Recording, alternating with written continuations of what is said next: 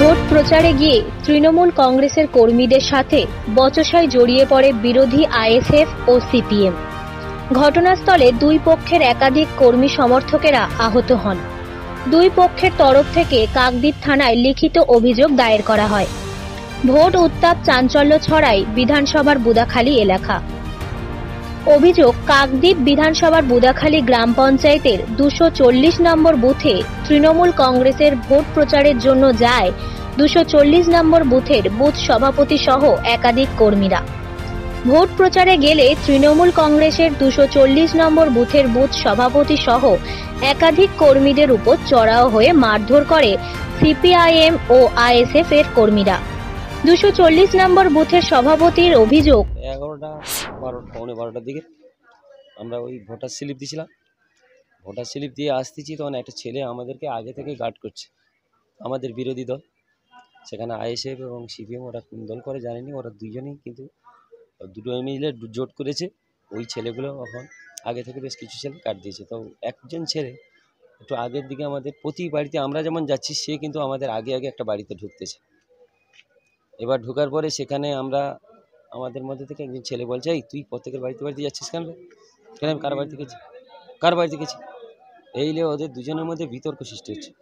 তখন আমি যে বলছি, বাবা যা, এই বিতর্ক করিনি, এই তুই বা কেন আমাদের সামনে এরকম বাড়িতে যাচ্ছিস, তুই তোর বাড়ি যা, এই তুই চেপে যা।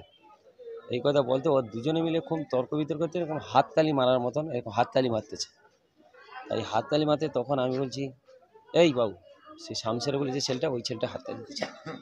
তখন ও উত্তেজিত হয়েছে, এও উত্তেজিত হয়েছে। এর মা ছিল, শফি বলে যে ছেলেটা, তার মা ছিল।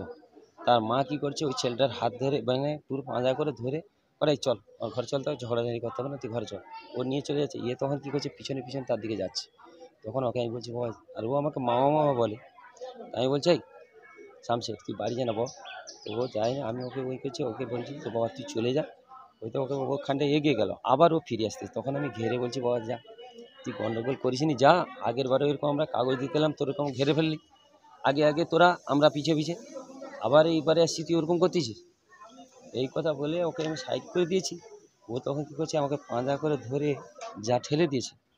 জাল ছিল এবং খুঁটি ছিল, আর পাশের খুঁটি, আর সামনে ইট ছিল। ইটের করে জুতো পায়ে ছিল, তার কাদা তো, সেখান থেকে যা পা মুড়ে পড়ে গেছে, সেখানে আমার পায়ে লেগেছে, কোমরে। মারধর করলে গুরুতর আহত হয়ে পড়ে 240 নম্বর বুথের বুথ সভাপতি শেখ নূর আলম সহ 240 নম্বর বুথের বুথ কর্মীরা। তড়িঘড়ি করে খবর দেওয়া হয় কাকদ্বীপ থানায়।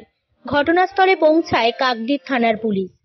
কাকদ্বীপ থানার আইসি পৌঁছে পরিস্থিতিকে নিয়ন্ত্রণে আনে। এর পাশাপাশি ওই বুথ সভাপতি তৃণমূলের কর্মীদেরকে পাঠায় কাকদ্বীপ সুপার স্পেশালিটি হাসপাতালে। এই ঘটনায় রীতিমতো চাঞ্চল্য ছড়িয়েছে বুদাখালী গ্রাম পঞ্চায়েতের 240 নম্বর বুথ এলাকায়। যদিও সমস্ত অভিযোগ অস্বীকার করেছে বিরোধী সিপিএম ও আইএসএফ।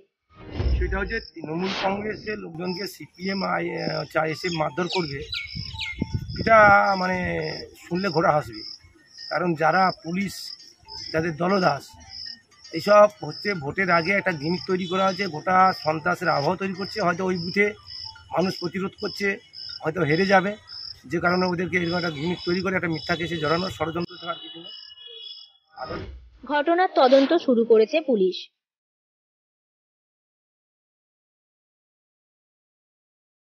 ব্যুরো রিপোর্ট, জেলার বার্তা।